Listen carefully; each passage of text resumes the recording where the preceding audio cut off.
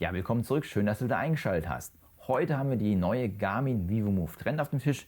Ich zeige euch heute in einem ausführlichen Review, was die Uhr alles kann, wie ihr die Uhr entsprechend einstellen könnt und was sie sonst noch alles zu bieten hat. Ich werde das ganze Video wie gewohnt wieder in Kapitel einteilen. Das heißt also, wenn du was überspringen willst, kannst du einfach überspringen, beziehungsweise wenn du noch was anschauen möchtest, kannst du nochmal zurückspringen. Aber wir legen jetzt mal direkt los. Ja, und da haben wir auch schon das gute Stück, die vívomove Trend. Sie kommt hier in einen sehr unscheinbaren Karton. Wir haben auch komplett 4 Farben. Es gibt hier einmal so eine pastellbraune Farbe, dann haben wir so eine schwarze Schieferfarbe, beziehungsweise was mit Roségold, und hier ist dann ja entsprechend so etwas Silber gehalten. Das Ganze wird hier hellgrau-silber genannt. Ich habe jetzt hier schon ein paar Aufnahmetests gemacht, dass das Ganze hier nicht so blendet. Also ich bitte da um Entschuldigung, falls mal hier und da ein bisschen Reflexionen auftreten sollten. Und da möchte ich auch gleich drauf eingehen. Man sieht zwar hier ein paar Reflexionen, die in der Kamera etwas stärker wirken, aber in der Realität jetzt nicht das Problem sind. Ja, wir sehen auch, wir haben eine wirklich sehr, sehr elegante Uhr. Also es ist auch eine Uhr, die man wirklich zu Anzug bzw. Kleid tragen kann und es nicht direkt als Sportuhr auffällt. Was die Bedienung angeht, so erfolgt das Ganze hier nur rein über Touch. Also wir sehen hier sowohl links als auch rechts sind hier keine Bedienknöpfe enthalten. Wir haben jetzt hier hinten dann nochmal den Pulsoximeter bzw. den 24 Hertz Grenzmesser verbaut. Und auch hier sehen wir dann die Ladeanschlüsse, gibt jetzt hier so Pins. Es ist nicht der klassische Garmin-Ladeanschluss, nein. Ihr habt hier die Möglichkeit, oder ja, eine Option ist hier normal über so eine Klemme das Ganze zu laden. Das heißt, es wird hier so eingeklemmt und dann kann das hier entsprechend geladen werden. Das ist aber sehr uninteressant, weil die Uhr unterstützt als erste Garmin-Uhr hier das Wireless Charging, also das Laden ohne Kabel. Das Ganze erfolgt über den QI, wie man das auch aussprechen möchte, Standard. Das bedeutet, das ist hier der gängigste Standard, den es gibt. Und das ist auch schon das Tolle an der Uhr, weil einfach hier komplett ihr ohne Kabel unterwegs sein könnt und entsprechend die Uhr dann laden könnt. Ebenfalls habt ihr auch die Möglichkeit, bei der Uhr auch noch das Armband zu wechseln. Hier gibt es so einen Quick Release. Die Armbandbreite beträgt hier 20 mm. Dann kommen wir als erstes auch erstmal zum Bedienkonzept der Uhr. Das muss man sich erst ein bisschen verinnerlichen, ist aber auch ganz einfach. Also im Ruhemodus ist es so, dass das Display einfach verschwindet und ihr einfach nur die Zeiger seht. Also es wird jetzt hier nicht dauerhaftes Display angezeigt. Es geht dann, wie gesagt, in eine Art Ruhemodus. Wir sehen jetzt hier, die Zeiger stehen momentan auch auf die Uhrzeit. Und das wäre jetzt hier der Standardfall. Wenn ihr jetzt die Uhr normal tragen würdet ihr jetzt entsprechend die Zeiger angezeigt bekommen. Wenn ich jetzt eine Gestensteuerung durchführe, dann aktiviere ich auch das Display. Ebenfalls, wenn ihr durch die Widgets wollt, müsst ihr einfach von oben nach unten durchwischen. Und wenn ihr jetzt in ein Widget tiefer hinein wollt, müsst ihr einfach oben draufklicken. Dann kommt ihr rein, und wenn ihr raus wollt, einfach hier von links nach rechts rauswischen. Und dann seid ihr auch schon hier an der obersten Ebene des Bedienmenüs. Ich habe das Display hier jetzt auf maximale Helligkeit eingestellt, beziehungsweise auf maximale Anzeigezeit. Also ihr könnt dann zwischen mittel, lang und kurz wählen, beziehungsweise auch die Helligkeitsstufen zwischen 1 und 7 einstellen. Wir haben hier einmal einen Schrittzähler verbaut und wir sehen auch hier oben ist ein Balken. Wenn der Balken voll ist, habt ihr euer Ziel erreicht. Das habe ich jetzt schon gemacht. 5000 Schritte sind es zum Ziel, beziehungsweise 6047 habe ich gemacht, und die Zeiger zeigen dann oben dann auch immer an, wo man da gerade ist. Wenn wir jetzt nochmal reingehen ins Widget, können wir dann auch nochmal den Verlauf anschauen. Ja, das ist der Verlauf der letzten Woche, und dann sehen wir hier, im Schnitt mache ich 8195 Schritte. Das heißt also, zwischendrin gehe ich mal ein bisschen laufen, und wenn wir jetzt wieder von links nach rechts wischen, kommen wir dann wieder, wie gesagt, raus. Als nächstes hätten wir hier den Etagenzähler.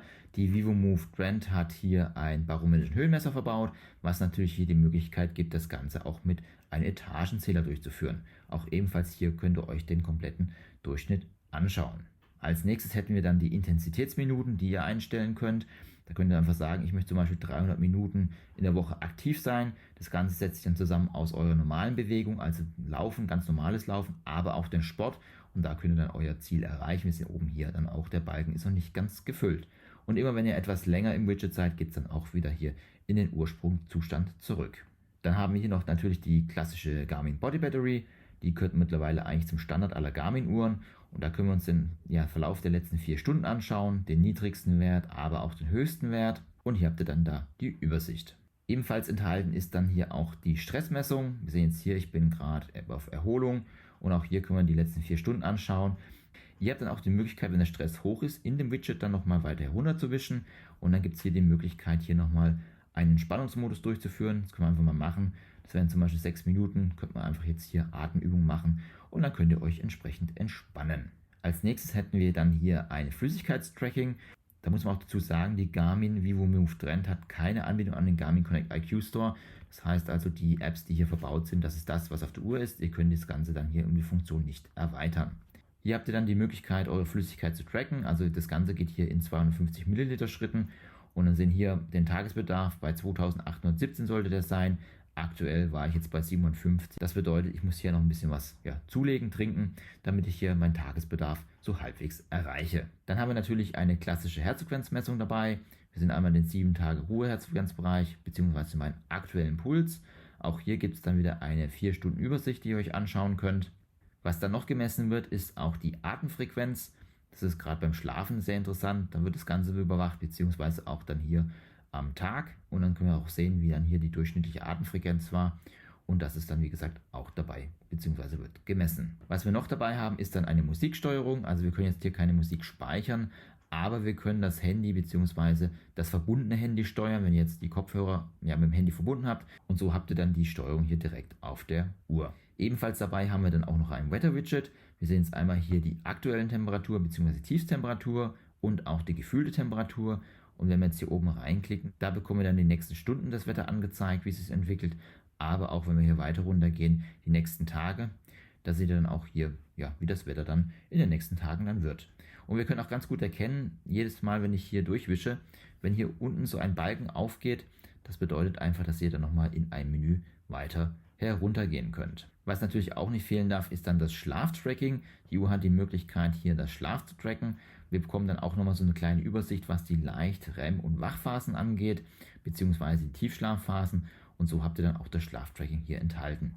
Ihr habt übrigens auch die Möglichkeit, die Widgets hier nach individuellem Bedarf komplett selber einzustellen, also die Reihenfolge beziehungsweise auch die Widgets herauszunehmen. Das zeige ich euch gleich nochmal, wie man das Ganze dann hier in der App einstellt. Als nächstes hätten wir dann auch noch den Kalender in der Übersicht. Ich nutze zum Beispiel von Google den Kalender mit meiner Frau zusammen.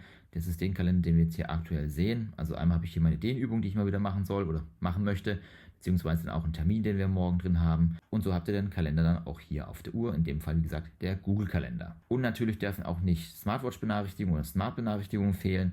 Ihr bekommt dann auch eine Meldung auf die Uhr, wenn eine Nachricht auf dem Handy eingeht. Ihr könnt euch aber auch die Nachrichten noch mal im Nachhinein anschauen. Sehen wir uns einfach hier die Nachrichten, die hier eingegangen sind. Und wir können dann im Detail nochmal gucken, wir sehen hier zum Beispiel Live-Track wurde gestartet, weil die Uhr unterstützt das Ganze nämlich auch, beziehungsweise dann natürlich auch, wenn jetzt hier zum Beispiel Garmin Connect euch eine Mitteilung schickt, das könnt ihr anschauen. Was ihr aber nicht könnt, ist auf Nachrichten antworten. Es geht hier wirklich tatsächlich nur Nachrichten zu lesen. Dann haben wir nochmal eine Übersicht der geleisteten Kilometer. Das setzt sich hier zusammen aus dem Workout, was ihr macht, beziehungsweise aus den Schritten, die ihr sammelt. Und auch hier könnt ihr euch dann nochmal den Wochenverlauf anschauen, beziehungsweise den wöchentlichen Durchschnitt. Was bei einer Uhr natürlich ebenfalls nicht fehlen darf, ist auch die Fitnessmessung, beziehungsweise Fitness-Tracking oder das Kalorientracking. Wir sehen hier, wir haben einmal die Aktivkalorien, also die einfach nur aus der aktiven Bewegung herauskommen, aber auch die Passivkalorien.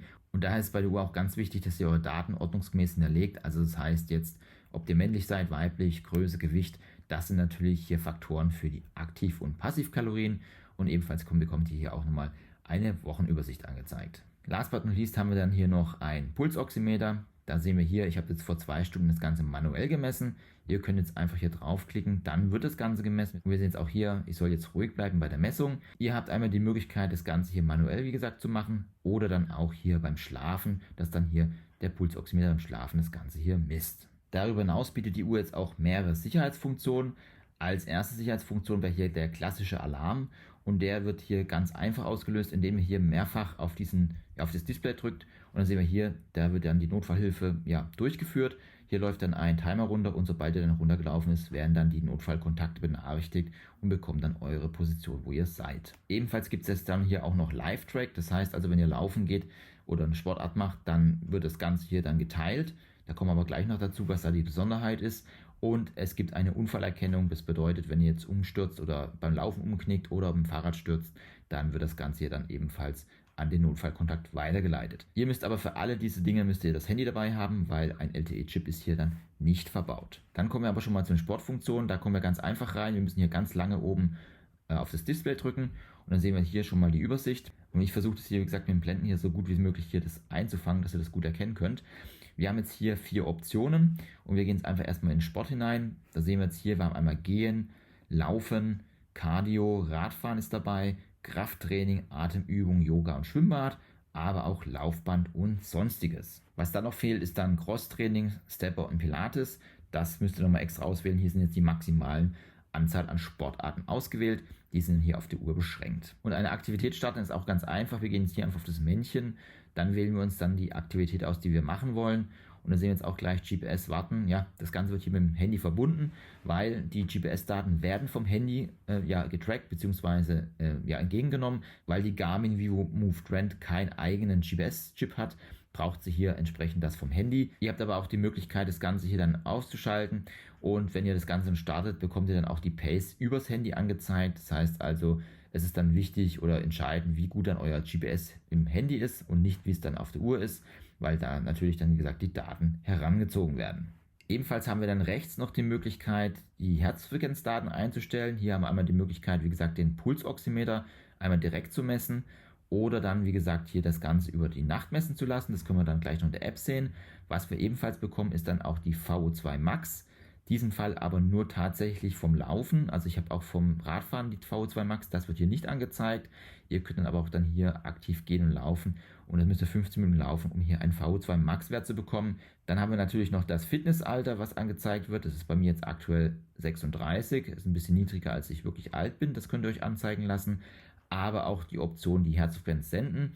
Das heißt, wenn ihr zum Beispiel Swift oder andere Sachen nutzt und das Ganze hier kompatibel ist, könnt ihr dann hier die Herzfrequenz über die Uhr direkt hinsenden. Links unten haben wir dann nochmal die Uhr, da werden dann die klassischen Sachen wie Timer, Stoppuhr und Alarme eingestellt. Das könnt ihr natürlich auch entsprechend hier nutzen. Und rechts haben wir dann die Allgemeineinstellungen, die wir hier bei der Uhr nutzen können. Hier ist aber so, ich empfehle das Ganze dann über das Handy zu machen, da das auf der Uhr doch etwas fummeliger ausfällt, als es jetzt auf dem Handy ist, weil da können wir das Ganze auch einstellen. Wenn wir in der Oberfläche dann nochmal nach links wischen, dann kommen wir in das Schnellmenü hinein. Wir haben jetzt hier 3 Möglichkeiten, das Ganze einzurichten. Ich habe zum Beispiel jetzt einmal die Benachrichtigung hier mit drin, aber auch zum Beispiel hier einen Alarm, den man anfügen kann, oder dann hier das Telefon suchen. Das sind wir jetzt hier sehr nah. Also das bedeutet, es wird hier dann entsprechend erkannt, und so könnt ihr hier euer Telefon suchen, und so klingt das Ganze dann.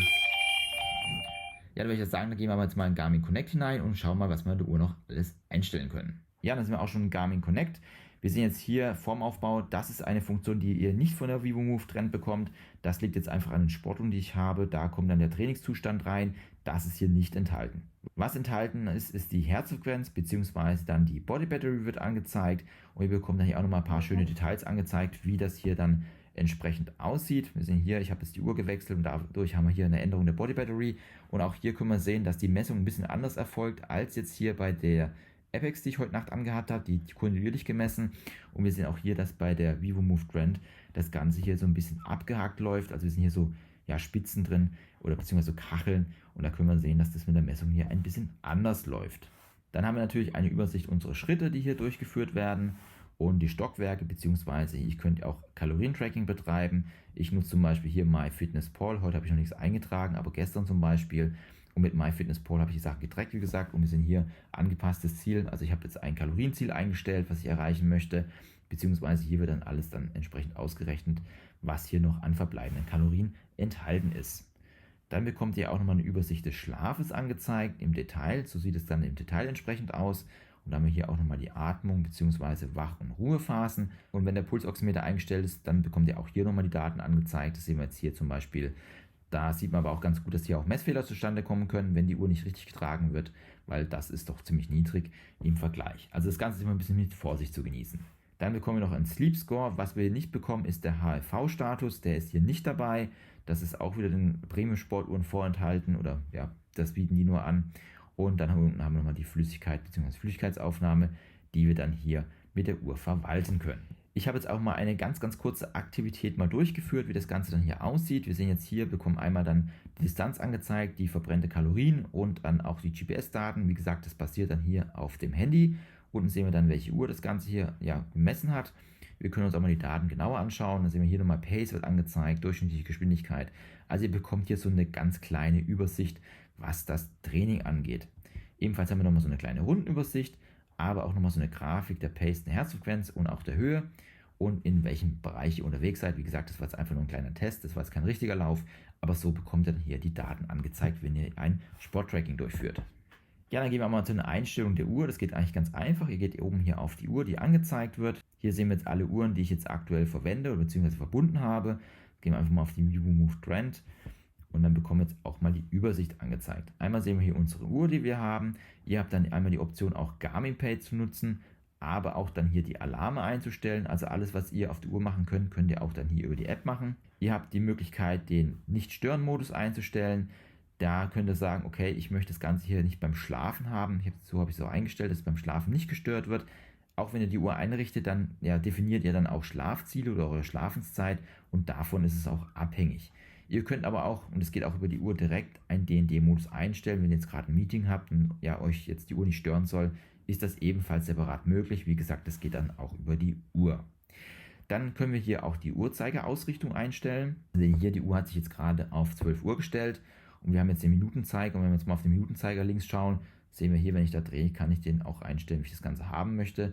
Also wie das Ganze hier dann im Null-Modus stehen soll. Ebenfalls geht das Ganze dann auch für die Stunden. Wir sehen hier, ist das Ganze hier auch möglich. Ich persönlich nutze es jetzt nicht, aber die Option ist auf jeden Fall vorhanden. Dann kommen wir auch schon im Bereich Anzeige, was ich gerade gesagt habe. Wir haben hier jetzt, wie gesagt, die Möglichkeit, zwischen 7 Stufen der Helligkeit einzustellen, das Ganze aber auch automatisch zu machen. Also dann passt sich die Uhr der Situation oder der Außenlage an. Dann haben wir noch ein Zeitlimit, wie lang das Display angezeigt werden soll. Dabei muss ich aber sagen, kurz ist wirklich sehr, sehr kurz. Also ich würde hier da tatsächlich Mittel empfehlen. Dann könnt ihr auch die Gestensteuerung einstellen, also einmal nur während der Aktivität oder generell aus, wenn ihr es nicht haben möchtet, oder immer ein. Das heißt also, wenn ihr dann die Hand bewegt, dann geht auch hier das Display an. Und auch da ist dann die Möglichkeit, die Empfindlichkeit der Gestensteuerung individuell einzustellen. Was ich mir bei anderen Garmin-Uhren ebenfalls wünschen würde, ist tatsächlich die Einstellung der Vibrationsstärke. Die ist sowohl einmal möglich auszustellen, auf niedrig, mittel, hoch. Und ich muss sagen, auf Mittel ist die auch wirklich schon stark und auf Hoch, ja, ist so richtig stark. Also das kriegt ihr auf jeden Fall mit. Und ich finde es eigentlich ganz gut, dass man das hier einstellen kann, weil jeder doch ein anderes Empfinden hat, was die Vibration angeht. Dann haben wir natürlich die Telefoneinstellung. Hier könnt ihr sagen, okay, wenn das Bluetooth nicht mehr verbunden ist, dann sende mir einen Alarm. Also ich nutze das nicht, weil das nervt mich ehrlich gesagt ein bisschen. Und ihr könnt dann auch mal die Smart Notifications einstellen, ob ihr die allgemein angezeigt haben wollt, beziehungsweise auch während der Aktivität das Ganze ausstellen wollt. Falls euch das hier stört, könnt ihr es hier entsprechend umändern. Dann kommen wir auch schon zu den Display-Designs, die es hier gibt. Wir haben hier mehrere Stilmöglichkeiten. Dann sehen wir jetzt hier, ich habe das ganz normales Techie heißt das. Ihr könnt aber auch so Trendy machen. Dann bekommt ihr so eine Zielzeit angezeigt, beziehungsweise ein Ziel. Oder elegant könnt ihr das machen, dann wird ja nur die Uhrzeit angezeigt. Oder auch modern. Dann sehen wir hier die verschiedenen Möglichkeiten, die ihr habt. Und hier besteht dann auch die Option, dann hier die Komplikation nach eigenen Bedarf einzustellen. Wir sagen, gehen wir jetzt einfach mal auf modern, gehen wir mal zurück und dann haben wir hier die Möglichkeit, unten die Komplikation einzustellen. Sehen wir hier Komplikation 1 und 2. Gehen wir einfach mal drauf, dann können wir einfach, jetzt schaut einfach mal oben drauf, da können wir zum Akku oben anzeigen lassen oder auch den Sekundenzähler oder das Datum, wie ihr das Ganze hier haben möchtet. Dann habt ihr unten auch die Möglichkeit, noch die Komplikation einzustellen. Da gibt es einmal die Möglichkeit, nur den Akku oder einzelne Sachen einzustellen, aber dann auch hier das Datum bzw. Herzfrequenz. Oder wenn ihr sagt, okay, ich möchte die Stockwerke haben oder Schritte, da könnt ihr es dann entsprechend auch hier nutzen, wie ihr das Ganze haben möchtet. Ja, ich habe am Anfang ja die Widgets der Uhr gezeigt. Das ist dann hier auch zu verwalten. Wir sehen hier, ich habe jetzt alle einblenden lassen, die ich möchte. Ihr könnt aber sagen, wenn ihr zum Beispiel jetzt Musik nicht haben möchtet, dann könnt ihr jetzt hier Minus drauf drücken. Dann fliegt das Widget quasi aus der Uhr heraus. Aber auch die Möglichkeit hier, wenn ihr jetzt da länger drauf drückt, hier die Widgets so in der Reihenfolge zu sortieren, wie ihr es haben möchtet. Also hier seid ihr wirklich dann, könnt ihr individuell einstellen, wie ihr das möchtet, um hier euer optimales Erlebnis zu haben. Darüber hinaus habt ihr dann auch die Möglichkeit, das Steuerungsmenü noch einzustellen. Das sind jetzt diese 3 Menüpunkte hier rechts. Also wir können jetzt einfach rausnehmen, sagen hier Telefon suchen möchte ich jetzt nicht haben. Das wäre dann leer, wenn es reingeht. Und dann sehen wir auch gleich hier, das Ganze ist dann nicht mehr vorhanden oder leer.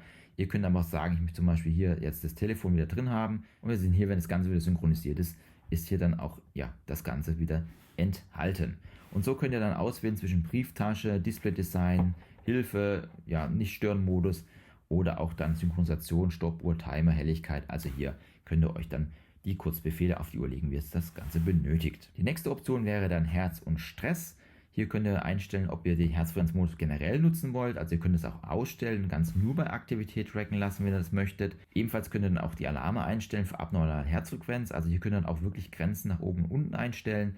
Ich persönlich habe das jetzt ausgestellt, aber falls für euch das wichtig ist, könnt ihr es dann hier nutzen, bekommt dann hier einen Alarm. Hier ist dann auch das Menüpunkt mit dem Schlafpulsoximeter.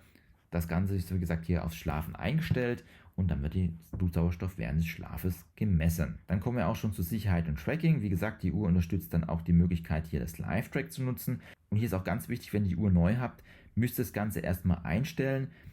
Also im Auslieferungszustand sieht es entsprechend so aus. Hier bitte auf den Haken gehen, damit das Ganze eingestellt wird und dann wird das Live-Track auch hier ausgeführt.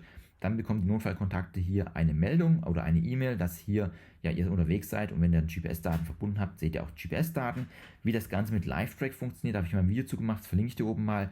Da ist auch erklärt, wie man das Ganze einrichtet, wie das dann hier funktioniert. Dann kommen wir auch zu den Aktivitätsoptionen. Hier könnt ihr dann eure Sportwidgets verwalten. Wir haben jetzt hier, wie gesagt, Laufen und Gehen dabei. Aber auch hier unten, wie gesagt, Cross-Training, Stepper und Pilates ist dabei. Und hier ist dann auch so, wenn ihr da was nicht haben wollt, zum Beispiel Kraftüben oder Krafttraining, dann könnt ihr es mit Minus rausschmeißen. Und dann kann man zum Beispiel sagen, ich möchte dafür lieber Pilates haben, weil ich Pilates mache. Und dann wird das Pilates hier angefügt. Und wir sind auch hier maximal 10 Aktivitäten können hier auf der Uhr hinterlegt werden.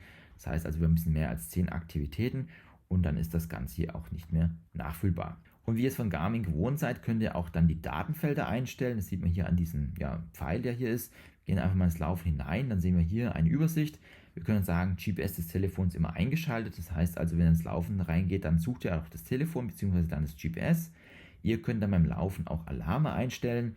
Herzfrequenzalarm zum Beispiel, das könnt ihr machen, da könnt ihr sagen, in welchem Bereich dann ein Alarm erscheinen soll, wenn ihr nach einem gewissen Bereich trainieren wollt, oder auch ein Zeitalarm, Distanzalarm, oder wenn ihr dann entsprechende Kalorienziele erreicht habt, bekommt ihr dann auch einen Alarm auf die Uhr. Ebenfalls ist da auch die Möglichkeit, hier Autolab zu nutzen, dann wird einfach nach jeder Kilometer dann so eine Rundenanzeige gemacht und ihr könnt auch die Datenfelder einstellen. Hier kann man sagen, einmal Herzfrequenz anzeigen, Musik anzeigen, ich brauche zum Beispiel Musik jetzt nicht. Und die Uhr kann angezeigt werden, aber auch 2 feste Datenfelder sind verbaut, die ihr aber individuell einstellen könnt. Also hier könnt ihr auch sagen, ich möchte zum Beispiel jetzt hier nur ein Datenfeld haben oder 2 Datenfelder. Und hier könnt ihr, wenn wir auf eins hineingehen, dann diese Daten hier auswählen, was ihr dann hier angezeigt bekommen möchtet. Und so könnt ihr es ein bisschen individualisieren. Aber mehr als 2 Datenfelder als auch 2 Felder jeweils des Datenfeldes ist hier nicht möglich. Ein wichtiger Bestandteil ist natürlich dann der Fitness-Tracker. Und hier könnt ihr zum Beispiel sagen, ich möchte einen Inaktivitätsalarm nutzen. Das bedeutet einfach nur, wenn ihr jetzt lange sitzt und euch nicht bewegt, dann kommt irgendwann eine Vibration und sagt euch die Uhr, steh mal auf, beweg dich mal ein bisschen, damit ihr nicht den ganzen Tag sitzt. Darüber hinaus haben wir dann noch Move IQ. Dann wird hier automatische Aktivitätserkennung gemacht bzw. erkannt. Und dann sehen wir unten auch, nach 10 Minuten Gehen wird dann automatisch eine Aktivität gestartet bzw. nach 1 Minute Laufen.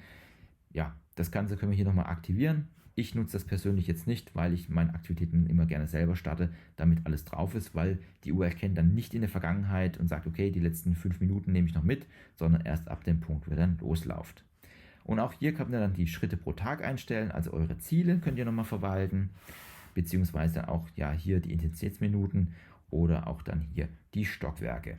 Und zu guter Letzt haben wir noch die Systemeinstellungen, das heißt einfach nur, wenn ihr jetzt zum Beispiel Maßeinheit irgendwie verstellt habt oder nicht passt oder Sprache, oder die Uhr dann links statt rechts tragt oder die Zeit, da könnt ihr sagen, zum Beispiel Zeitformat, das haben wir jetzt gerade schon gesehen, dass beim Wetter-Widget hier nicht 24/7 nicht angezeigt worden sind, 12 Stunden, das kann man hier entsprechend einstellen, beziehungsweise dann auch hier die Zeitquelle und so habt ihr dann hier auch nochmal die Möglichkeit, alles einzustellen, falls hier was nicht eingestellt oder beziehungsweise falsch eingestellt war. Das Ganze sollte jetzt erstmal ein Eindruck der Funktion der Garmin vívomove Trend sein. Ich werde die Uhr jetzt mal hier entsprechend testen, beziehungsweise werde auch nochmal ein Video dazu machen, wenn ihr jetzt mehrere Garmin-Uhren nutzt, wie das Ganze dann funktioniert, weil ihr könnt die Uhr ja dann auch täglich tragen, aber Sport dann mit einer anderen Uhr machen, damit das Ganze hier im Einklang ist. Wenn dich solche Sachen interessieren, beziehungsweise auch der Test zu dieser Uhr, dann lass auf jeden Fall gerne ein Abo da. Wenn dich noch mehr rund um Garmin interessiert, ich habe mal eine Playlist rund um Garmin, das verlinke ich dir oben mal, beziehungsweise wenn du neu auf dem Kanal bist, ich habe eine Best-of-Playlist meines Kanals, da kannst du mal schauen, was sonst noch alles auf dem Kanal stattfindet. Ich würde mich natürlich freuen, dich hier auf dem Kanal wieder begrüßen zu dürfen. Ansonsten bedanke ich mich für deine Zeit. Tschüss, bis zum nächsten Mal.